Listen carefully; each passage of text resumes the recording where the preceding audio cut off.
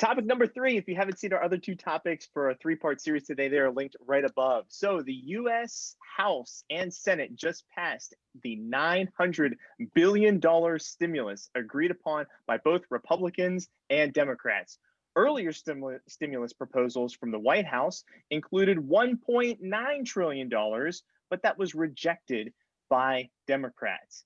But now we get the details. The public seems very divided on what's included in this current legislation. Angela, why are we divided? Well, I'm sure that some of us are asking, like I am, why NASCAR is more deserving of survival than I am. Why $25 million went to Pakistan. Where's my $25 million? I'm going to get a $600 check that won't pay half of my rent in California. Why can't we get straightforward legislation? Why can't we understand, why can't our representatives get more than a handful of hours to vote on a bill that's over 5,500 pages long? I think people are pretty divided because they'd like at least something, but they're really angry that another country is getting $25 million out of our bailout when we're already having to print this money and inflate our dollar to the point that it's going to be worth nothing in the future. Joe, you had a tweet to get you the most likes, retweets of all time regarding this stimulus package. Why did you get so many likes and retweets? Part of it was because somebody had gone through and taken a look at the bill, and they pulled out some excerpts, about 37, which is a handful in relationship to 5,569 pages of fraud, waste, and abuse.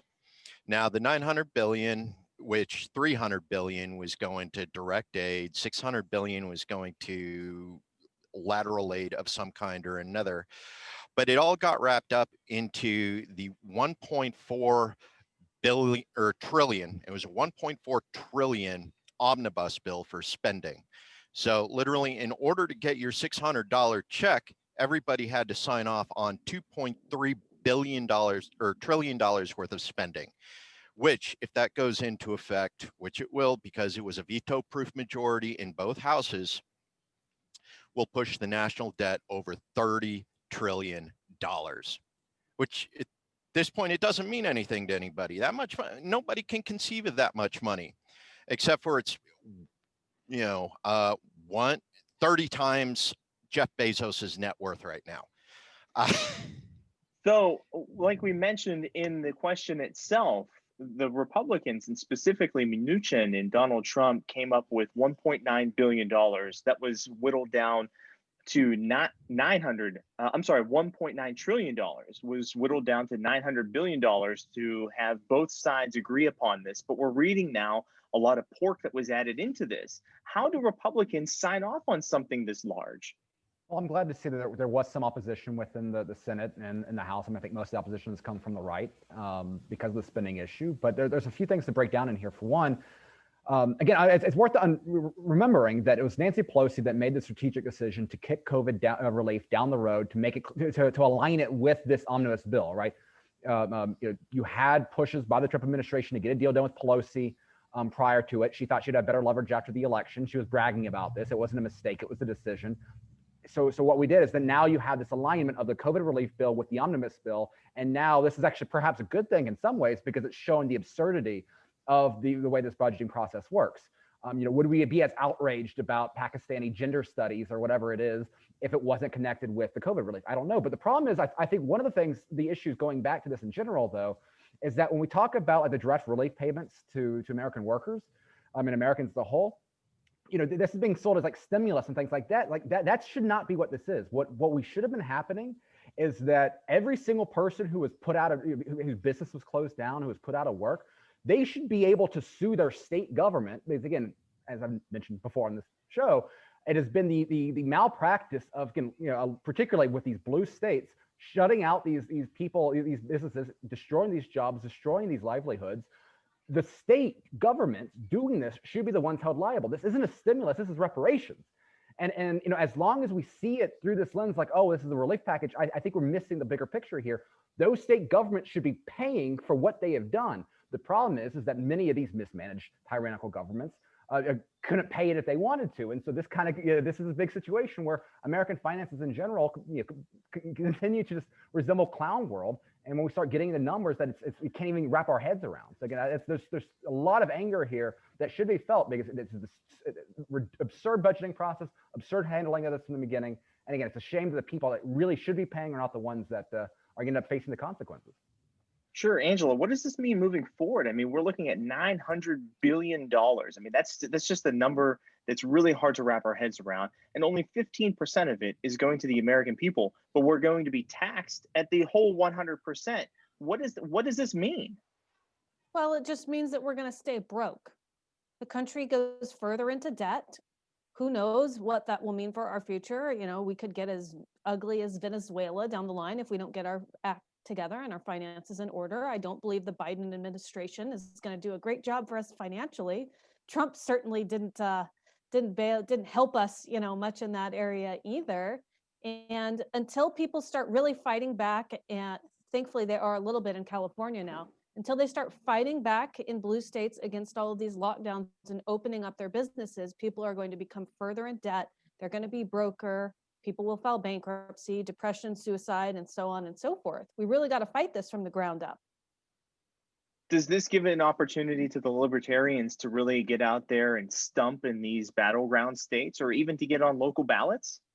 Yeah, we're fighting really hard locally right now because that's where change has to be made. If you want to fight back against someone like Gavin Newsom, you've got to organize your community, your city, and your county, because that's where he thinks his support lies, and it has correctly, in blue counties in the past. That's what gets him reelected.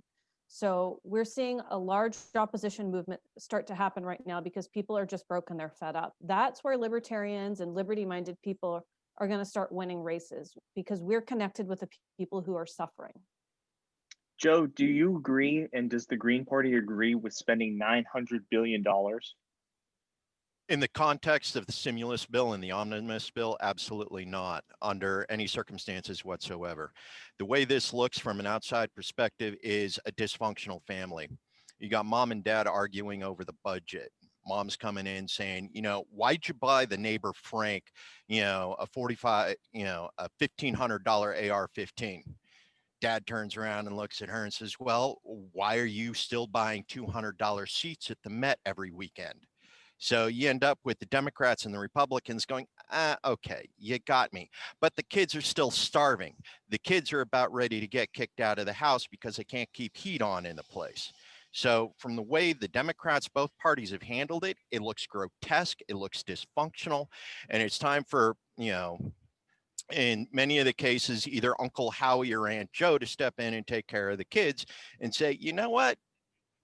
Go do your addiction somewhere else, man. The kids need to be taken care of. So how are Republicans going to defend themselves on voting for something like this when now we're seeing more third parties get more votes than ever before? I mean, is that going to be a real challenge to Republicans in the future?